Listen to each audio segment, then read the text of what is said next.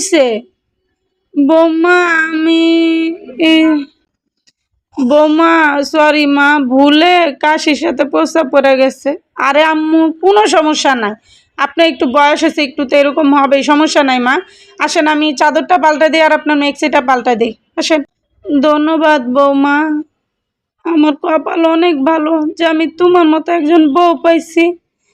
আল্লাহর কাছে শুকরিয়া আদায় করে আল্লাহ তোমার মতো একটা বউ আমারে মিলাই দিছে।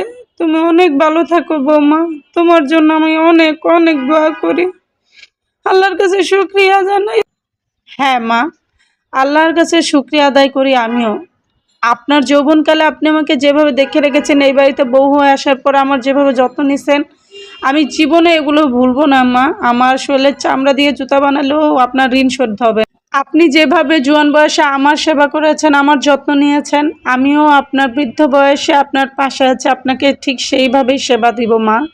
ভালোবাসা দিলেই তো ভালোবাসা পাওয়া যায় মা।